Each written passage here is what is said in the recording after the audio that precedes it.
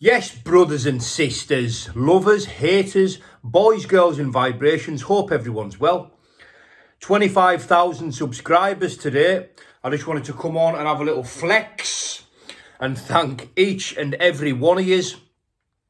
You know, some people have been from the start, some people are relatively new, but ultimately, I thank you all. See, it's been a pleasure, really, having a YouTube channel. It's funny because I started this YouTube channel exactly 1 year ago today. And when I looked on my subs on my YouTube studio this morning, I was on 25,000 subscribers. You know, ironic, but, very, very pleased and very grateful to be doing them sort of numbers.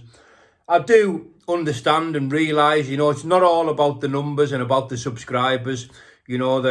The importance and the relevance and the honesty in the content, for me, supersedes, the importance of any numbers that anyone can do on YouTube. It's about content, really, above numbers. But I am very grateful, and I just want to give a big thank you to each and every one of you that's followed this channel. Listen, I've got a lot of time for a lot of people on YouTube. There's too many to mention, really. There's, in this sort of corner of YouTube, what, a lot of people seem to be stuck in. It's not the nicest place, really, of social media platforms as they go. It's not exactly the nicest, most pleasant place, but, I think what's important is that we stay true to ourselves. Now, as I've mentioned, there's a lot of good channels out there, a lot of good, honest channels who do good content, and, I like watching them. Unfortunately, I'm struggling a little bit lately with not being employed. You see, I've been in work for about 20 years straight, and now I've got a lot of time on my hands. So what am I doing? I'm looking at my phone a little bit more than I should. I'm sitting around a little bit more than I should. There's only so much training, so much step work and that you can do in a day. Once you've done the school run and that, it's like, find yourself with a bit of time on my hands. So I'm struggling with that a little bit lately. I'm even considering going back and doing a couple of days here and there, just for a bit of structure and a bit of routine, which is ultimately what I'm missing. So I'm looking at my phone a little bit more than I should. And it stands out.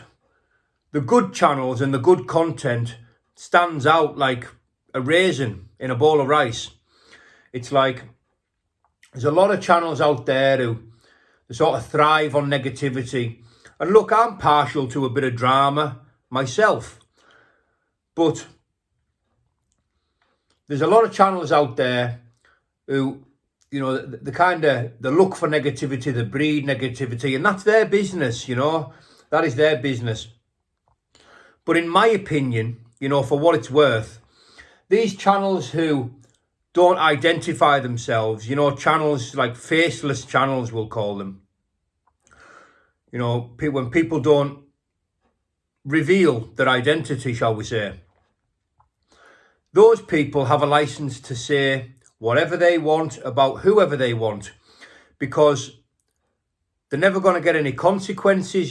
People aren't going to be, shall we say, looking for them, or, they're not going to be in anyone's crosshairs. And that's all fair and well on YouTube. People can get away with that. So I say fair play to them. And if they can monetize the channels and they can make a few quid, I say more power to them. But for me, those type of channels, that they couldn't really be any further away from the real world. The real world doesn't work like that. YouTube, for that matter, as we all should know, is not the real world. I keep my eye on the good channels. I like to watch good channels and good content. I won't go anywhere near these faceless channels and all these expose stuff and all that type of thing. I've no time for it, because it couldn't be any further away from reality. In the real world, there should be some acceptability and some accountability for what we say about who we say it about.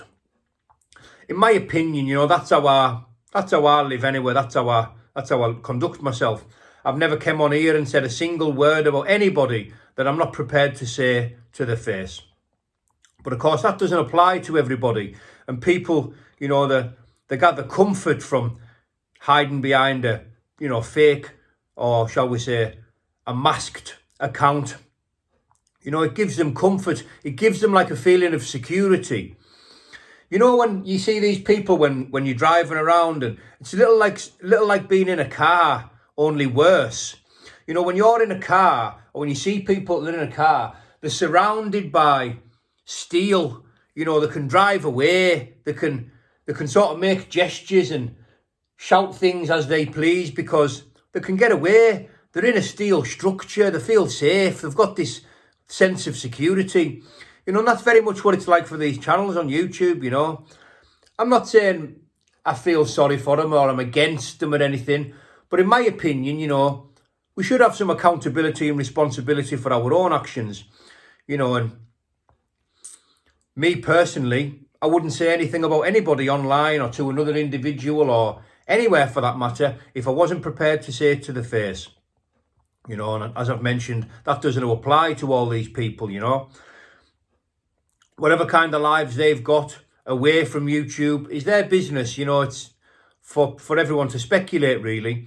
But in my opinion, you know, the best channels are, you know, the people who tell it how it is, a bit of honesty, a bit of openness, a bit of humility, you know. We're all just people at the end of the day. You know, nobody's perfect. And nobody's really, in my opinion, got the right, you know, to go after anybody else and create drama from behind a mask. That's just an opinion, of course, and it's the way I live my life. But anyway, ramble over, 7 minutes long. Thank you, everybody, for listening. God bless everybody. Bye-bye for now.